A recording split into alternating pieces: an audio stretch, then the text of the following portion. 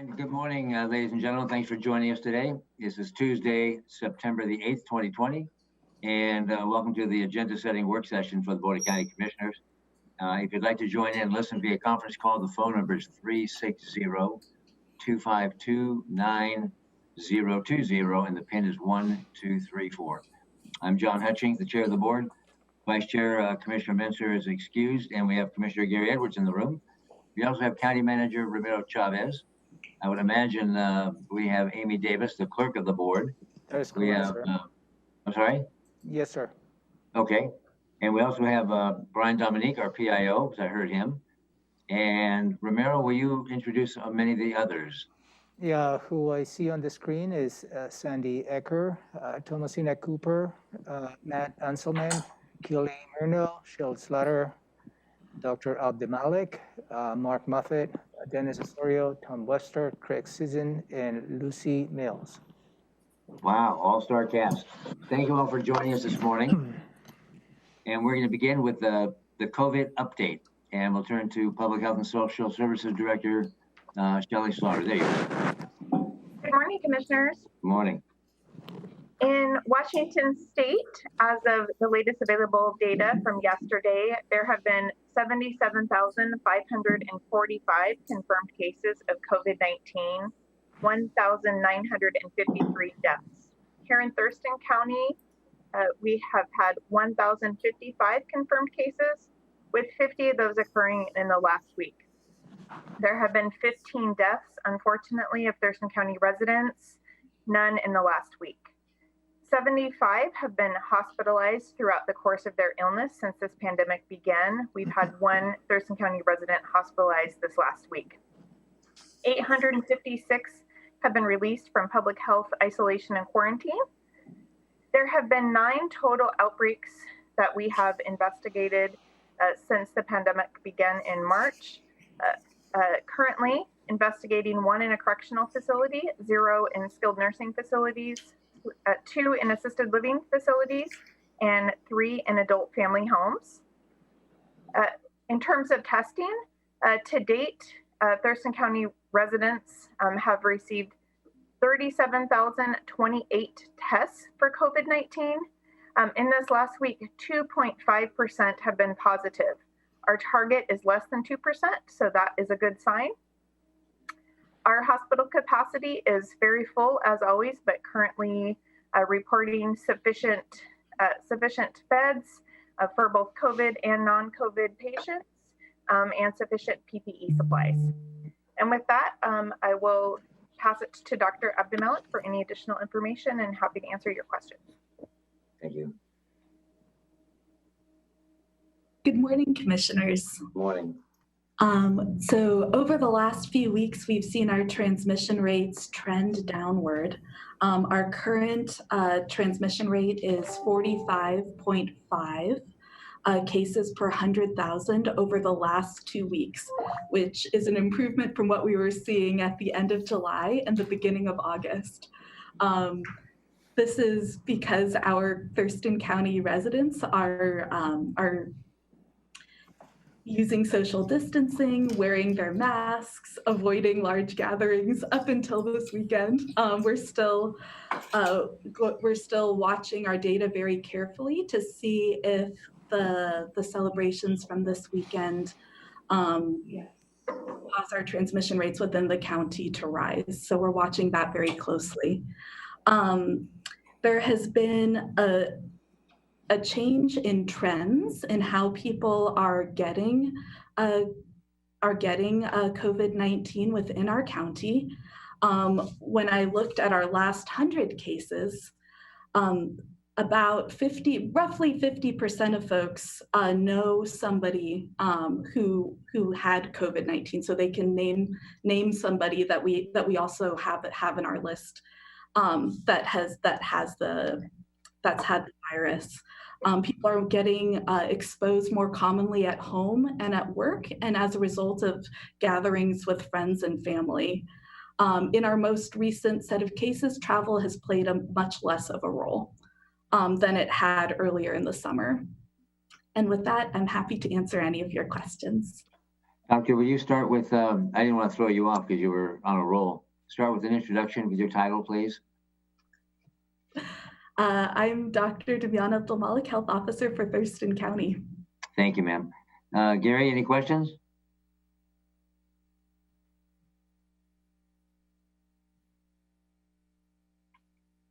I can't hear you. Gary, do you have questions of Doctor or Shelley?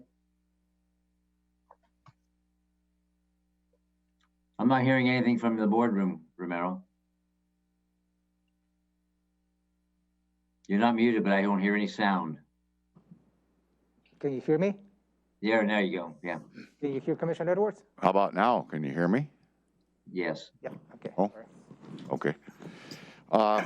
About 1/3 of 1% of the residents of Thurston County have tested positive. And we've had 75 in the hospital. And of those, how many have died? 12? 15. Oh, 15? Where are we at on that? 15. 15. Okay. Okay, that's what I was wondering. I didn't see it here. Thank you very much. You're welcome. When you say either Doctor or Shelley, you talk about within the last week, X amount or within the last week. You talk about Monday through Friday or last Tuesday through today? Go ahead, Dr. A. So it's a rolling 7-day average is how the data is collected. Right. So Tuesday to Tuesday or Monday So through the Sunday? latest data that so on a Tuesday morning, the latest data that we would have is from yesterday. Some of the data that we're using from the state dashboard. So in terms of our 45.5 cases, because of the holiday weekend, was last updated on the 6th. Okay, so it follows the same timeline the state does. Yes. Okay, got it. Thank you. Any other questions, Romero, from you? No, I don't have any questions. All right, that's it then. Thank you very kindly. Thank you. Now we're turning to homeless strategies with Keely Marino. Yay. Good morning, Keely Marino with Public Health and Social Services. I just have a few updates for you today. For the eviction prevention and rental assistance program, to date, there have been 309 appointments made and 33 households served to this point. To the tune of $105,000 has been spent on rental arrears or upcoming rent for those 33 households that have been served through that program. We are monitoring, and I see Sandy on here, so probably has something to say about the smoke or air quality, maybe not, but we are monitoring it. Last year, we determined that when, according to the Washington Air Quality Association index, that any air quality above 81 micrograms would constitute an air quality day that was bad for vulnerable populations, and we determined that vulnerable populations included those who are living out of doors. And so we'll be convening an emergency hazardous weather task force meeting today. We're hoping to just come up with some strategies for the upcoming days. In order to declare a hazardous weather event formally, there has to be a forecast of 72 hours or more of a hazardous weather condition. Bad air quality or poor air quality being one. So we're monitoring it. We're having conversations at the Hazardous Weather Task Force to come up with strategies to help those who are living outside. We have met on Friday, the Hazardous Weather Task Force, to ensure that we have up-to-date information around capacity for the upcoming cold weather season. And so we'll be hopefully increasing that capacity, but we did confirm where we're at. And currently we have 197 beds that are available, including the mitigation site, and we will be increasing those beds by 44 in cold weather season, we hope. And that's about it. Thank you. And you mentioned the state agency, but also ORCA will be all over this too. The Olympic Region Clean Air Agency will be monitoring. They monitor this all the time. That's obviously part of their job. Commissioner Edwards, any questions of Keely? No, sir. No, sir. I had a question. Let me think. I have one that popped in and out. Thank you. I know where to find you. Yeah, you do. Have a good day. Thank you, Keely. Thank you very much. We're going to continue on with today's, this morning's agenda, but I want to mention that this afternoon, there is no BoCC meeting. It was canceled. And we're going to do the agenda setting for next Tuesday in a moment.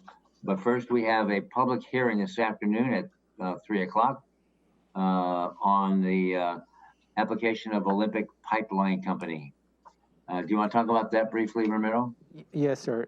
This afternoon, you will be having a public hearing at 3 o'clock, as you mentioned, here in this room of the courthouse, where you'll be receiving public testimony related to an application from the Olympic Pipeline Company for a non-exclusive franchise to construct, operate, and maintain liquid petroleum products in the county's right-of-way.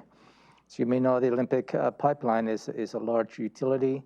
They crosses not just Thurston County, but it crosses the state in a way. And this particular franchise agreement is to allow them to cross specific roadways in the county.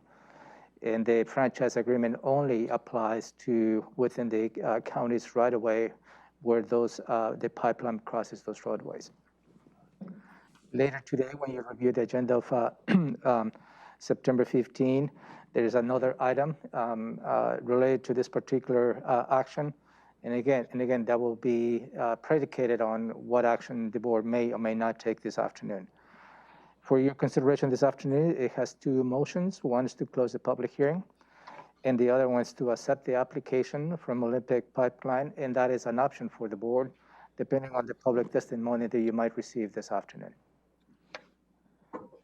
Thank you. Commissioner Edwards, anything? No, sir. Okay, and again, that's a franchise agreement just for the county's rights of way. We're not bringing in a petroleum line from Alaska down into Olympia or Thurston County. So if you want to join, it'll be the same phone number as I've been giving out for the last several months, if you'd like to join in. And that'll be this afternoon at 3 o'clock. Thank you, Ramiro. Yeah, thank you. And also, Commissioners, this afternoon at 3:30 was the regular Board of Health meeting that was also canceled. And actually, that was rescheduled. And the Board of Health meeting has been rescheduled for September 16th in the afternoon. And it's going to be a combination of formal agenda and also a board briefing related to racial equity. The Board of Health wanted to continue the conversation on that particular item. And that's scheduled for the 16th? Yes, in the afternoon. Oh, I see that, 1:30 in the afternoon. Okay. All right. Well, what a busy day that's going to be. Okay, so we're moving on to review the agenda for Tuesday, September 15th. And we'll call the meeting to order at 2 o'clock, and the Pledge of Allegiance led by Vice Chair Commissioner Ty Menser. Approval of the agenda and the meeting minutes from September 1st and anything from today there may be. The first is a presentation for Emergency Services Proclamation for National Preparedness Month. Yeah, thank you, Commissioners. This is for your consideration, and you will review the proclamation itself a little more in detail when they get to the proclamations as part of the agenda. But this is a yearly event where the U.S. Department of Homeland Security and FEMA are sponsoring a National Preparedness Month that will be September 2020. This is a nationwide effort held each September to encourage everyone to take steps to prepare them for emergencies and disasters at their homes, businesses, schools, and community. There are many events planned as part of this proclamation. On week one, it will be a development of a plan, how to develop a plan for your home, business, or schools. Week two will be giving you information related to building a kit. Week three will be a preparedness for disasters itself. And week four will be prepare youth make for more prepared community. Sandy Ecker is here, I believe, if you have any questions or she'd like to add additional information related to this proclamation. Welcome, Sandy. It's good to see you. Commissioner Edwards, do you have any comments for Sandy or questions? No, sir. My only comment is thank you, Sandy, and all of you down there for what you've been doing all the time, but especially since March, mid-March. Thank you very much. And Thank you. the least we can do is recognize it. Doggone it. Do you have any comments you'd like to make, Sandy? I think Ramiro covered it very well. I just wanted to mention that this year, we usually do an annual preparedness fair, and this year we're going to have that fair virtually. And it will be on Saturday, September 26th. And we have a link for people to be able to join the event on our website. Oh, the 26th, okay. And I imagine Curtin et al. Will be part of this presentation then next Tuesday? Yes, there will be many presenters and we will all be involved. Oh, wonderful, good, thank you. Thank you very much, and pass our virtual hugs to everybody down there. Thank you. That takes us to item number 1 on the agenda, which is the opportunity for the public to address the board.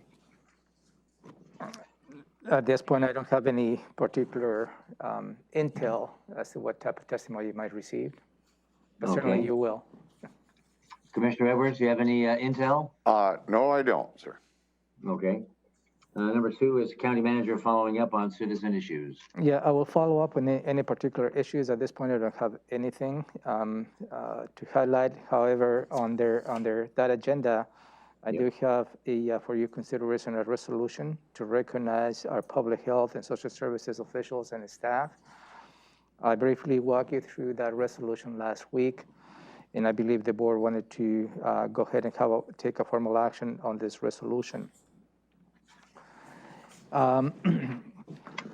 And let me just give you the highlights of that resolution for your consideration for the public's viewing. I will coordinate with Shelley and Dr. Abdullah to be present at the meeting next Tuesday, 2 in the afternoon, to receive this resolution, as well as any public health and social services staff who would like to join us. So again, I'll coordinate that with Shelley. So there's 2 particular actions related to this resolution for your consideration. Number 1, that the Board of County Commissioners and the residents of Thurston County expresses great appreciation and heartfelt gratitude to our public health and social services officials and staff for their selfless sacrifice and efforts to combat and respond to these unprecedented challenges facing our community as a result of the COVID-19. And number 2, that the Board of County Commissioners and the residents of Thurston County recognizes the value and dedication of our public health and social services officials and staff to the viability, economy, safety, and well-being of our community, both through their outstanding performance during this pandemic and through their general ongoing work to keep our residents healthy and our communities vibrant and thriving. And again, we'll coordinate this with Shelley to see if she can join us next Tuesday, as well as Dr. Abdullah, for them to be the recipients of the resolution, if that is the desire of the board. And from my point of view, this is a well-deserved resolution. This is a statewide effort through the Washington State Association of Counties, just to make sure that we do recognize, again, the day in and day out efforts that our public health and social services staff do to respond to this emergency. Thank you for that. Yeah, and I look forward to that, and look forward to both Shelley and Dr. A attending. And I brought this up last time. Is this solely for the BoCC, or are we doing something with the Board of Health as well for PHSS? This particular resolution is for the Board of County Commissioners. Okay. Are we planning anything for the BOH?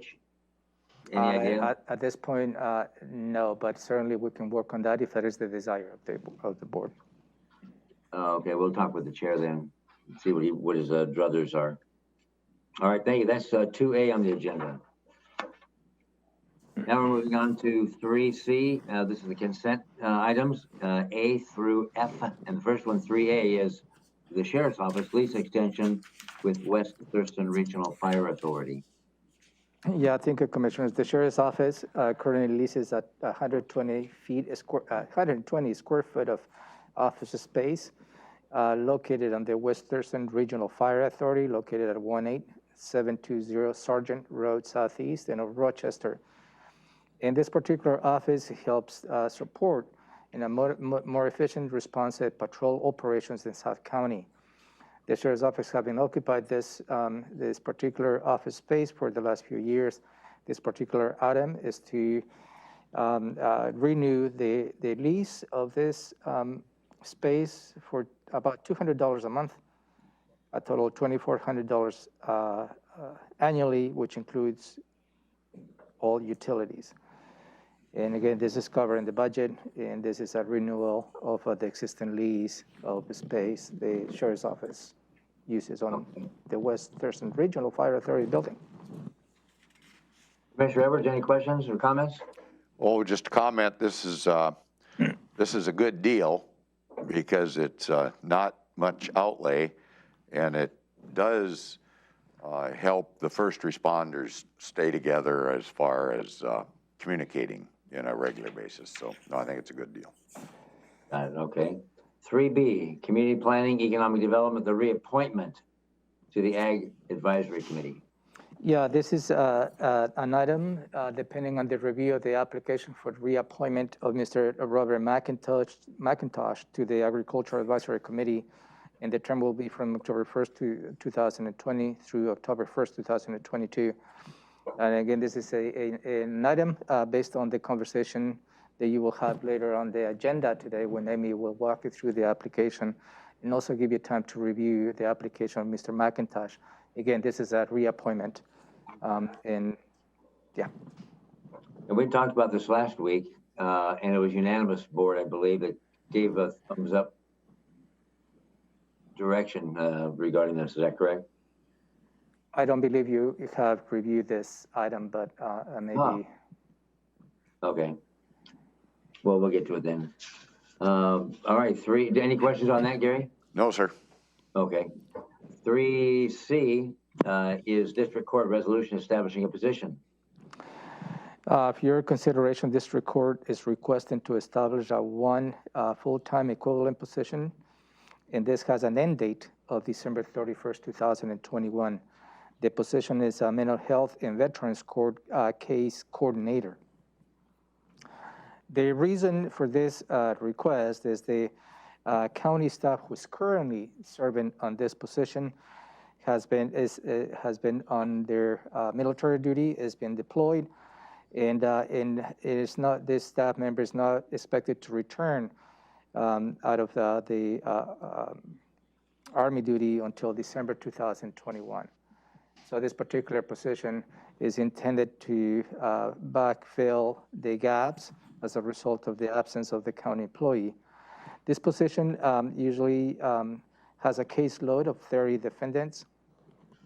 It is only one case coordinator at this point, so there's not really capacity for District Court to shift to the current case coordinator, so they do need this extra help. This particular position is the top salary $6,085 per month. And also this position is funded by the treatment sales tax. So it's not an impact on the general fund. And again, this is a temporary position. It has an end date of December 31st, 2021. And the intent of this temporary position with an end date is to backfill the current county employee who is currently in military duty. Commissioner Edwards, any questions or comments? No, sir. Good, I hope we get this filled. That's a vital position, it seems. All right, 3D, Public Works, resolution, again, same thing, classification, pay plan, position, there we go, reclassifying. Yeah, Public Works is requesting for you to consider reclassifying an existing full-time position of a maintenance technician to a senior maintenance technician. The difference between those two positions is the senior maintenance position. It has a higher level of skill. They allows them to operate complex, specialized, and dangerous heavy equipment such as vector, lift trucks, pavers, graders, asphalt, and distributors. The Public Works Department has gone through this process, meeting this need by paying lower class individuals, a maintenance technician, paying out of class. So that's obviously that's not sustainable. And the department is trying to address on a permanent basis the need through this action. The change in salary from the maintenance technician to a senior maintenance technician goes from $5,161 per month to $5,690 per month, which is a $529 a month increase, or 10%. This is covered by the road fund and is going to be allocated to the operations division of the Public Works Department. And again, in a way, this really is not going to be an increase on the budget because they're already paying lower class individuals out of class. So it really is somewhat of a wash in terms of the funding itself. But again, this is an attempt to address their needs on a permanent basis. And I believe Lucy Mills is here to answer any questions that you may have. Oh, hi, Lucy. Welcome. Commissioner Edwards, do you have any questions or comments for Lucy? No, sir. Well, I don't either. Thank you for joining us, Lucy. You got off the hook. Thank you. You're welcome. 3E and 3F on the consent calendar are both a voucher approval list. One is for August the 24th, 2020, and the other is for August 31st, 2020. And if there's any questions or comments from either any of us commissioners, we know where to go to get the answers. And I see now that Commissioner Menser has just joined us. Do you know where we are on the agenda, Commissioner? Commissioner Menser, we just finished the consent items for the September 15th. Right, so we're moving into agenda item number 4, department items. And 4A is a contract with EcoNorthwest for Habitat Conservation Plan Economic Study. You may recall, Commissioners, that you authorized the department to go with a request for proposals to secure the services of a contractor to develop a financial study related to the Habitat Conservation Plan. On June 16, 2020, the request for proposals was issued.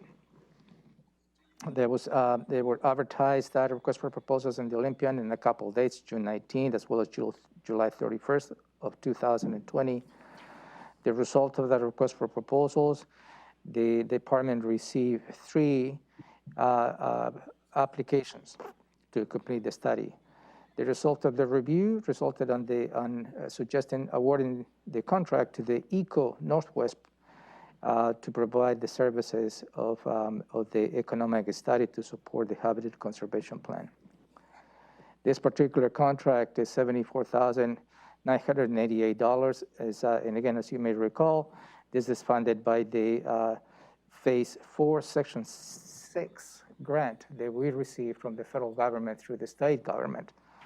And Christina Chapeau is here to give you additional information related to this proposal. Wonderful. All right. Any questions or comments of Chris? Thank you for joining us, Chris. Commissioner Edwards, anything? No, sir. Commissioner Menser? No. Nope. Okay. Chris, thank you. Still want your prairie background, please. And we'll see you next week. All right. Agenda item number 5, Public Health and Social Services, a shelter program grant. So items 5A and 5B are related to each other. You have been given some heads up. The county received a grant from the Department of Commerce of $1,514,893 to provide additional shelter in Thurston County. And this grant was is good for a 3-year period. So this this particular item, well, 5A, is to sign the contract with the Department of Commerce to receive this grant. And this contract will go from a 3-year period again. They will begin on August 1st, 2020, and they will go through June 30th, 2023. The objective of this program is to increase 25 new shelter beds here in Thurston County, and the department is working with the Family Support Center as well as this of South Sound and the Interfaith Works to provide those shelters. So agenda item 5A is to sign the contract with the Department of Commerce to receive the grant. And item 5B is for you to consider awarding the contracts to Family Support Center for $627,520, and it will go through June 30, 2023 again, and the Family Support Center will create 10 new shelter beds out of the 25 committed. And also item 5B includes a contract for you to consider to award Interfaith Works to create the 15 new shelter beds as part of this program. And that contract will include, will be of $887,373. And again, 5A is to secure the grant, and 5B is to award 2 contracts, one for Family Support Center and the other one for Interfaith Works, and again, to provide additional shelter beds. Tom is here to provide you with additional information related to those 2 actions. Tom, welcome. And before we pepper you with question and commentary, do you have anything to add to Ramiro's presentation? No, that was an excellent summary. He captured it well. Good, okay. Commissioner Edwards, anything for Tom? Yes, I see that both items, as far as the monetary amount, is the 1.5 million. Do we hold anything back for administrative overhead or anything? For this program, we do not. So the full award is going out, so we do not retain any for admin for this program. Okay. And you've got it covered? Thank you. Commissioner Menser, anything for Tom? No. Nor do I. Thank you, Tom. Have a good week. Thank you. Thank you. That takes us to agenda item number 6, Public Works. 6A is a resolution for a non-exclusive franchise to the Olympic Pipeline. This is the one you talked about earlier. Yeah, this is a just in case item. As a result of the public hearing, you will be holding this afternoon.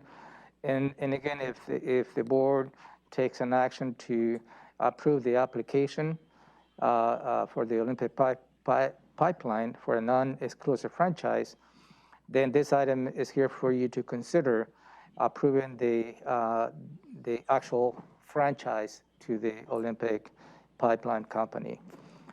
And again, this is just in case if the board decides not to take an action this afternoon in accepting this their application, then we'll remove this item and we'll put it back when the board is ready to accept the application. And again, this is the next step in the process. Craig Season is here to give you additional perspective related to this item. Good morning, Craig. Do you have anything to add, sir? I do not. That was a good summary. All right. Commissioner Edwards, anything? No, sir. Craig? Commissioner Menser? Wow, Craig, you did it again, man. Stroke of luck, I guess. Yeah. Thank you, commissioners. All right, may it continue. Thank you. 6B, County Road Administration Board, CRAB, Arterial Program Grant. Yeah, this item is not ready for the board to take an action, so we'll remove this item from your agenda. Okay. And that takes us to 6C, setting a public hearing for the closure of 188th Ave Southwest. And I saw Becky here earlier. Oh, that's not Becky. Hi, Scott. Go ahead, Ramiro, with 6C, unless you want to give it to Scott. I'm going to take 2 board members back. I haven't said that for a while. So, and I'm going to take you back to a letter the board received back in June 11, 2018. And that letter was from the chairman of the Confederate Tribal, the Chehalis Reservation. And this request was for you to consider the closure of 188th Avenue Southwest. And again, let me give you the larger perspective, and Scott Limbo will supplement what I'm missing. The state of Washington was planning to do 2 runabouts along Highway 12. One on Moon Road and the other one in Anderson Road. Through their conversation and on the letter that you received from the chairman, it stated that in order to save some money in eliminating the runabout on Moon Road, closing this roadway will facilitate the circulation accessing their casino. The board discussed at length this particular matter, and on December 21st, 2018, the Board of County Commissioners submitted a letter in response to the chairman's letter of June 11, 2018, agreeing to the closure of 188. And that is probably the background that I'd like to offer for you. I'll be more than happy to answer any questions. So, considering that this is going to be a permanent closure of this road, right now it's a T intersection, and most likely will become an end road, the board needs to hold a public hearing. And the request for you today will be for you next week, is for you to consider setting a public hearing for October 6, 2020 at 3 in the afternoon. And it's a series of steps. I don't know if you may remember this or not, and I'll be more than happy to answer any questions. And Scott Limbo is here to fill any gaps. And this public hearing is for October 6th, 2020 at 3 in the afternoon. Scott, do you have anything to add? Yeah, I think the county manager summed it up real good. I think one of the key things too is that with this, it really shows a collaboration between the DOT, Thurston County, and the Chehalis tribe to address a common challenge or common opportunity. In doing so, it will save, if we take off our county blinders or the DOT blinders, it will save the Washington state taxpayers, several hundreds of thousands of dollars.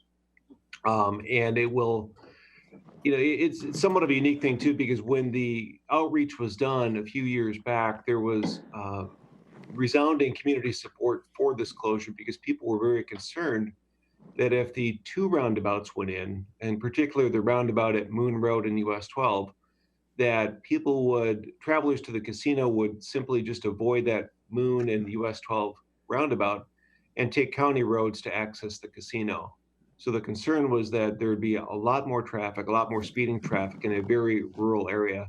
So this is a pretty unique opportunity to improve safety, save taxpayer money, and really make it a win.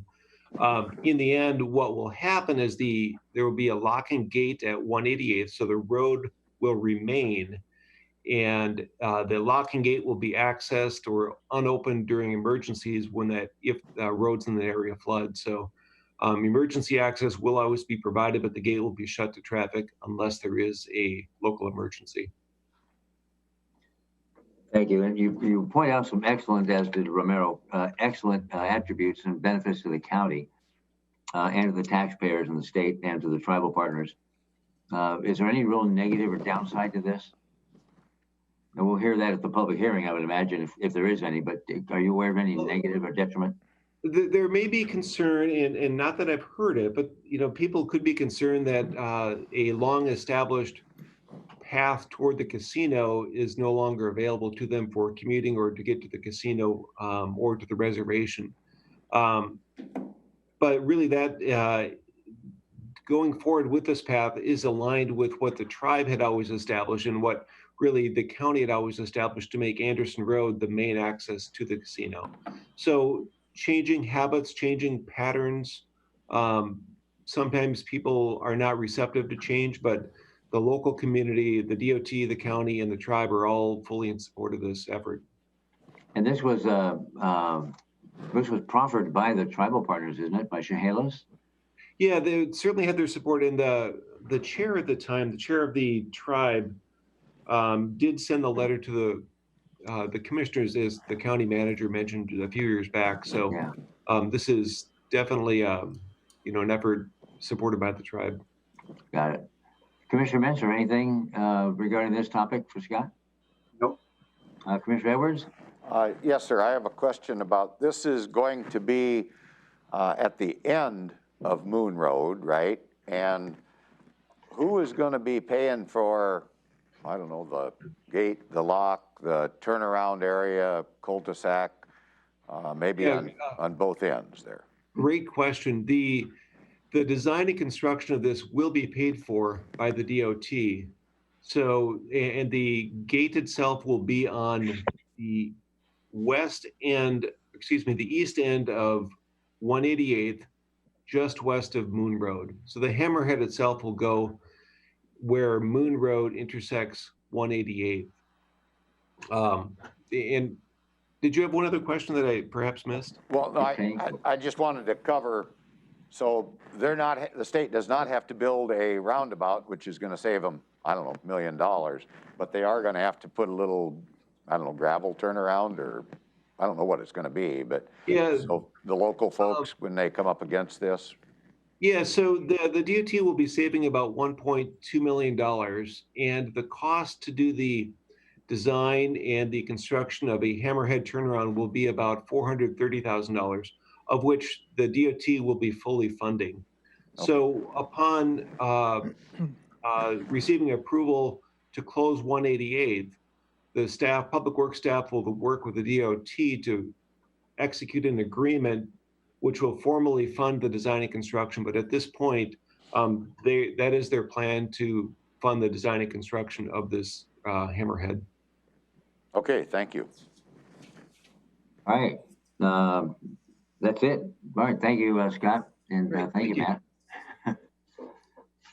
And that takes us to agenda item number 7, which is the county manager and the commissioners. We report back on our work sessions. The county manager will go through our schedule.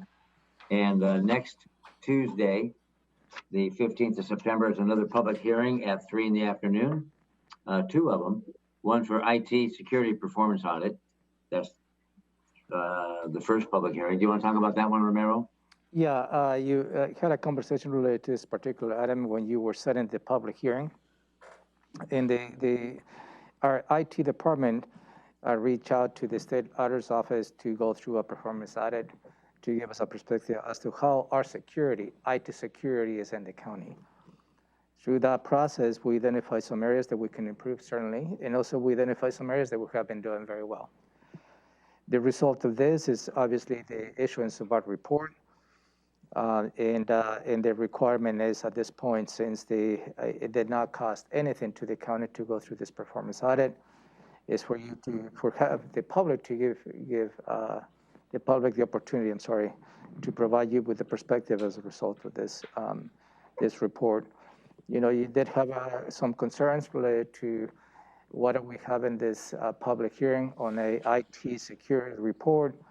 And your director, Dennis Osorio, stated that that report outlines at very high level the areas of their review. Dennis is here again to answer any questions you may have leading to this public hearing. Welcome, Dennis. Do you have anything to add before we get into it with questions? Good morning. No, I think Romero covered it really well. The only thing I just want to emphasize is, yeah, this is just part of getting that report that audit funded, and there will be no detailed operational security elements discussed there. It'll be very high level frameworks. So we're not putting our county at risk at all. Thank you. Commissioner Minster, anything for Dennis? Nope. Commissioner Edwards? No, sir.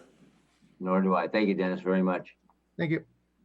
Item B, the second public hearing, is the 6-year TIP, Transportation Improvement Program. Yeah, you also review this item when you consider setting the public hearing.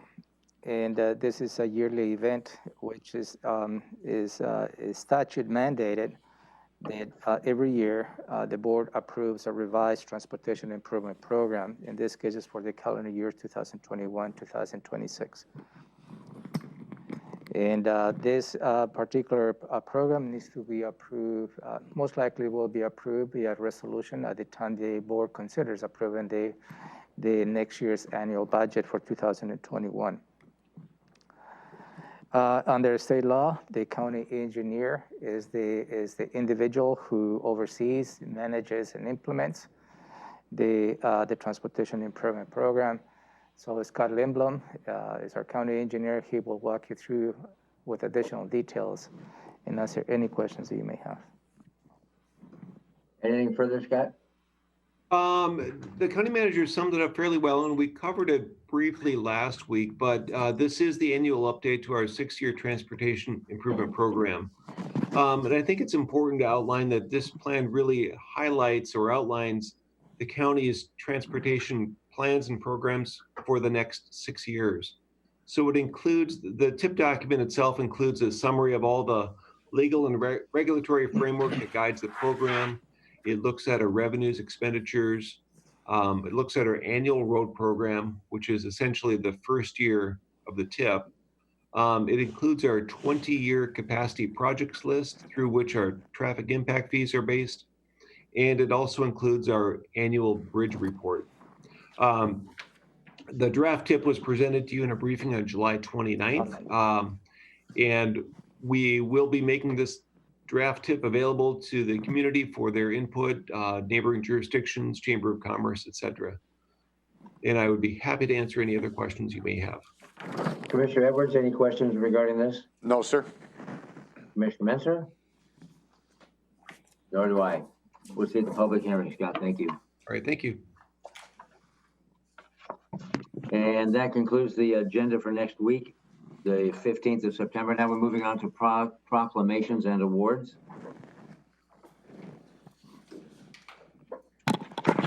Commissioner, if I may. Yes, sir. Since Commissioner Menser was not part of the beginning of this meeting, we talked about the Board of Health being canceled this afternoon, and also stated that we have already scheduled a Board of Health meeting for September 16 in the afternoon, but it will be a combination of a formal Board of Health meeting, the specific items, as well as a work session where the board will continue the conversation on racial equity.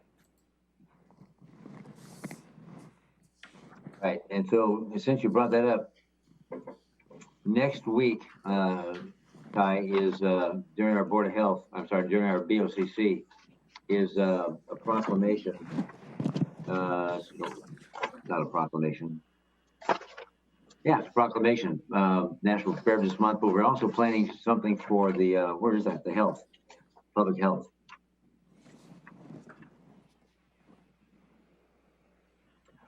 That's in 2C of next week's agenda, resolution recognizing our public health and social services. And we're doing that under the auspices of the BoCC. Did you want to add something from the BOH? I know we mentioned it last week, but I wanted to defer to you again.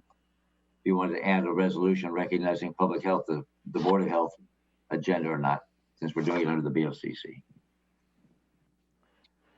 Well, we can maybe do the presentation in the BoCC and then make reference to it, kind of highlight it that was done by the BoCC at the Board of Health meeting, just in case anybody missed it. That would be good. Perfect, thank you. Thank you, Romero. Okay, thank you, sir. Is that for proclamations and awards then? Yeah. Okay. Advisory boards and commissions, and we talked about Amy has an item for you on the proclamations and awards. Okay. Good morning, Commissioners. Amy Davis, Clerk of the Board.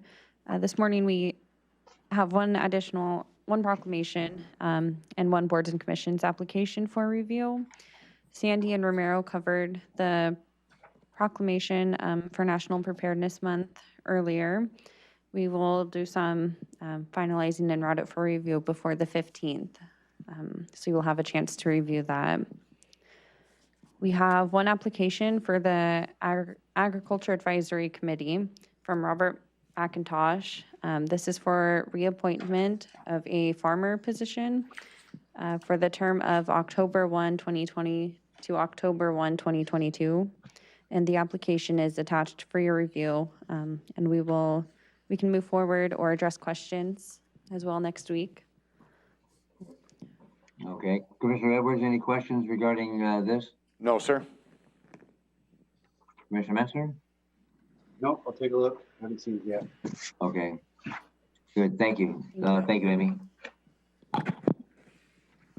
PIO check-in. Do we have, is it Brian or is Megan in as well? Brian. Good morning, Commissioners and County Manager. Brian Dominique, Public Information Officer for the Board. Megan, our Public Information Supervisor, excuse me. She's on vacation this week, but she'll be back in the office next week. And just a few quick updates for the census. It's not too late to respond. The opportunity to respond continues through Wednesday, September 30th. People can go to my2020census.gov to respond or call 844-330-2020. So if anyone out there knows anyone who has not responded to the census yet, or they themselves have not responded, I encourage them to go do that before September 30th. And then for just a quick rundown of social media, on Facebook, we have 10,564 followers. On Twitter, we have 6,461. YouTube, 469 subscribers. And for our county news page, which is where our Friday 5 goes out of, we have 513 subscribers. So all those platforms continue to do good and see continued growth. Pending any questions, that concludes my brief. Commissioner Mensah, any questions of our PIO? Brian? Not today, no. Commissioner Edwards? No, sir. Brian, did we, was your unit sending out a survey to the county regarding, what was that for? How many are reading or watching or? That's for the Thurston Insider. Yes, that's still scheduled to go out, but we have not sent it out yet. We're looking probably middle of this month. We're just waiting for the appropriate time. Okay. Thank you. That's all we have. Legislative update. I don't have any updates related to that. And public hearing decisions pending or briefings? None at this point. All right. Well, then I've got, we'll round it down. 10 minutes to 10. Let's take a 10-minute break. We'll be back just after 10 o'clock. 10 minutes and we'll be back and we'll get through the rest of the agenda.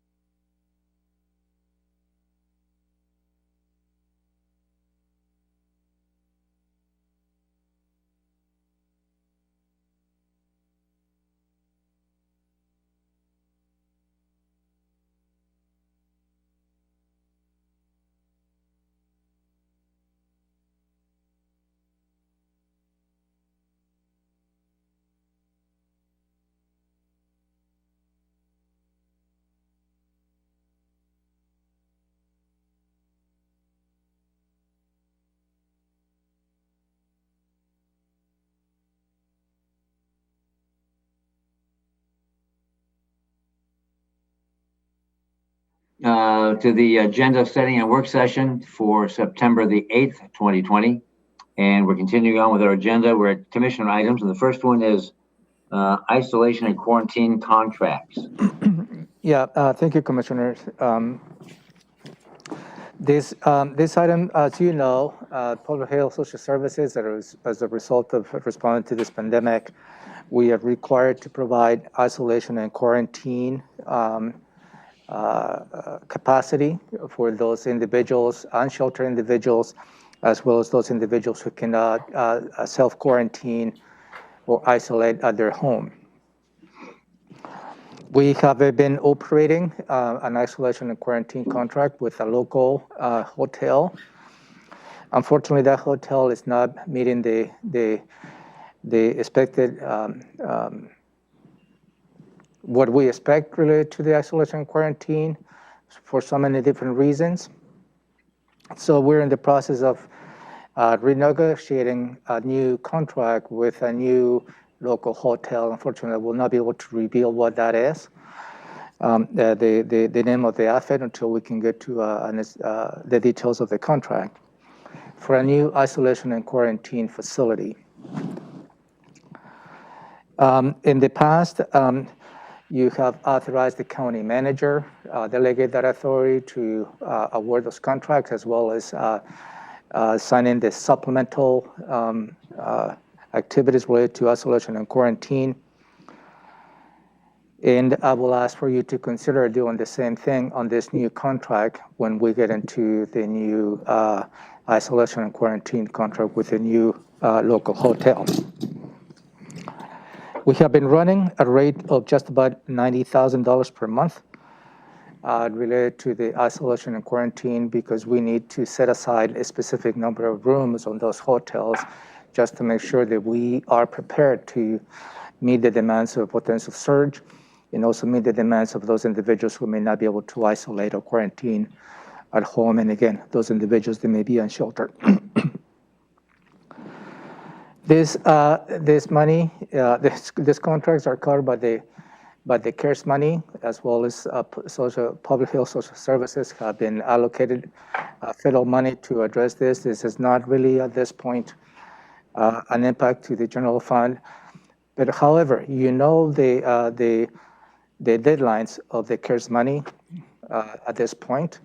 So there is going to be a little bit of relief until we can maximize and utilize the CARES money that is assigned to us. Right now, the deadline is November 31st, the end of November 2020. But the response to that emergency doesn't stop when the CARES money ends. And that is the pressure that we're going to be having perhaps next year when we move into 2021 as to how we're going to be able to provide those services of isolation and quarantine.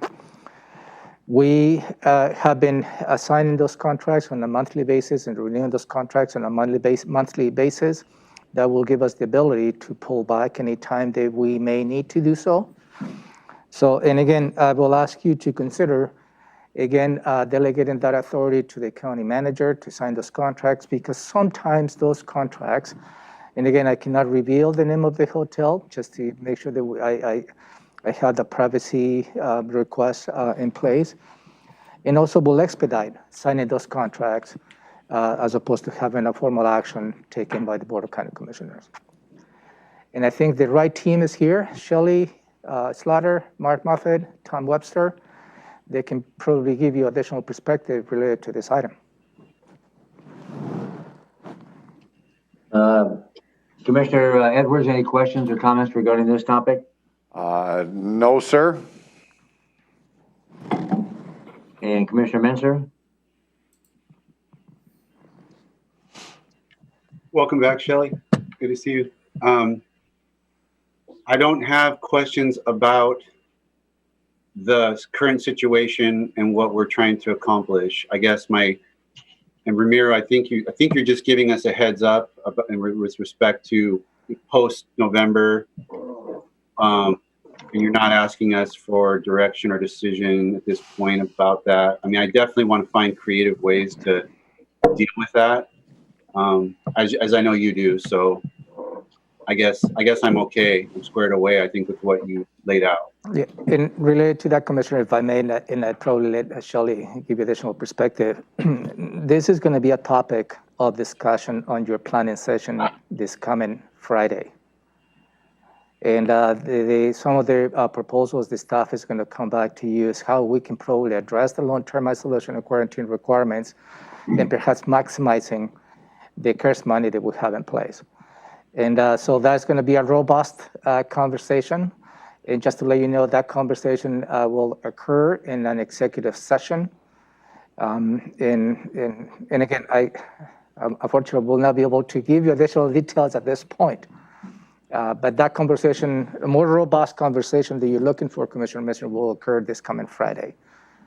And again, this action that I'm requesting for you is to consider delegating that authority to the county manager to move forward with the new contracts, with the new hotel to meet the current demands of isolation and quarantine. Commissioner Edwards, did you have anything? No, sir. I look forward to that on Friday in the executive session, but I just have one question, Shelley. Of the isolation and quarantine folks that we have, how many are under like a civil order, court order for quarantine or isolation? In most cases in public health, what we try to do is gain voluntary compliance, and we offer isolation and quarantine facilities for those that do not have their own home to go to, or they don't have a safe or healthy home to be at during their isolation and quarantine period. So in most cases, everyone is there complying with a voluntary request to isolate and quarantine. If necessary, Dr. Abdullah may issue a civil order for isolation and quarantine in order to protect the health of the public. I get that, thank you. But how many are under court order or civil order? Rather, civil order to quarantine and isolate? At this time, I don't have that number. Okay, I'm just wondering how many. I'm happy to get that for you, however. Okay. Yeah, Friday's fine then, thank you. Okay. All right, thank you for that one. That takes us to agenda item number 2. So if I may, Commissioners. Oh, yeah. I ask if you will consider delegating that authority, so I would like to see what the pleasure of the board is. You got 2 thumbs, I can't see Gary's. I'm good. Okay. 3 thumbs. Thank Is you. that what you need? Yeah, thank you. Okay. Thank you, Shelley. Thank you. And when you're ready, public testimony. I really don't have any particular items related to that. Okay. Then takes us to item number 3, commissioner items. Commissioner Edwards, do you have an item to bring up? Well, the only thing I'd bring up, and I've brought this up before, is if we're going to be working on affordable housing and how we're going to try to help that situation, because I think product is what we need to make it affordable. So I don't know how my seatmates feel about that, but I think that's the biggest driver as to developing affordable housing, is making sure there's adequate housing. Do you have anything to add, Commissioner Menser? No, I don't. I might agree with that. That just, we have to get down into the specifics of the, I guess, about what it would look like and what's needed, and yeah, good.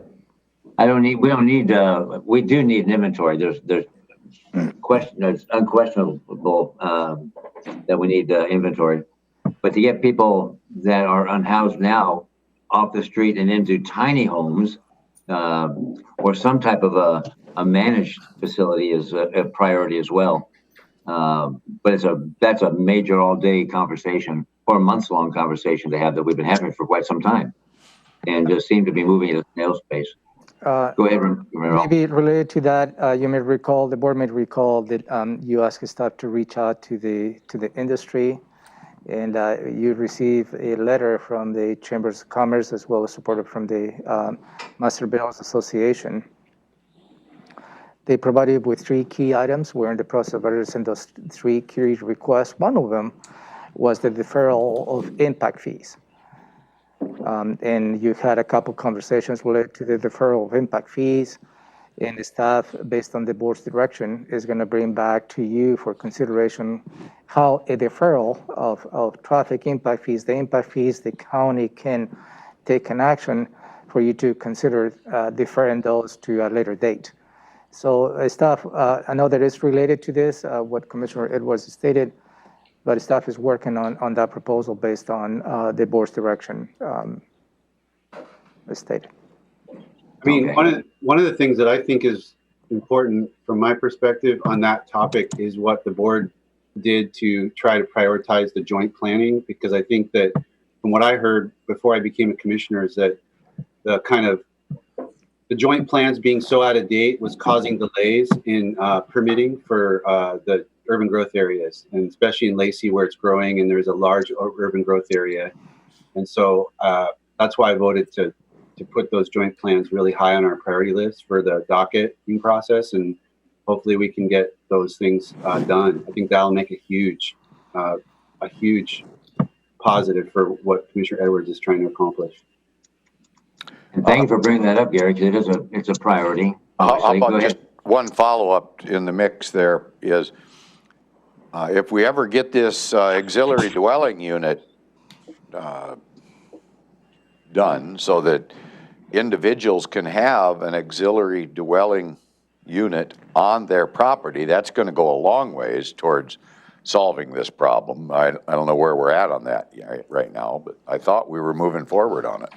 Yeah, and staff provided with an update on some of the items that might be coming your way. And in fact, the ADU proposal has been heard by the Planning Commission. There has been a couple of comments related to that.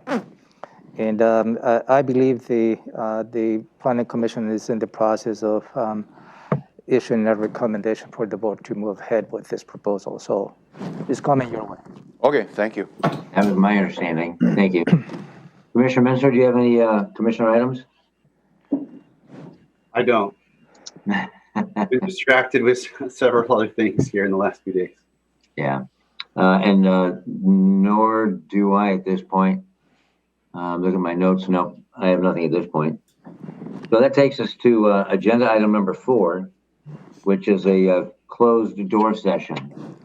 Yes, commissioners, this is an opportunity, and I'm glad that we have enough time this morning to go through this appeal that it is before you this coming Thursday related to the State Harvest Helpers. And again, Elizabeth Petridge is going to walk you through some of the details in preparation to that. You certainly will have additional questions or whatever you think it is. I have included a document in your packet, and Elizabeth will walk you through each of those elements and allow you to answer any questions. So if I may ask you, Commissioner, to state the RCW, the intent, and then most likely this will take an hour and 30 minutes. Okay. And is Elizabeth ready? She's with us today, yeah. Okay. Then this is a closed door session pursuant to RCW 42.30.140 subsection 2.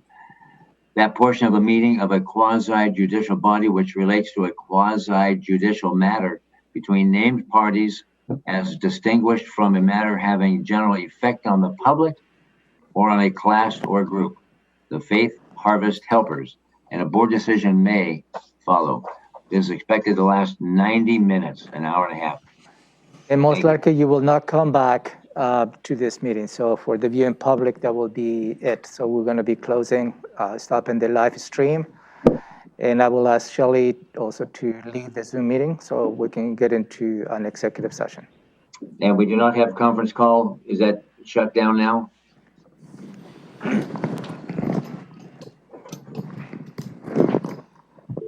It's out. Thank you.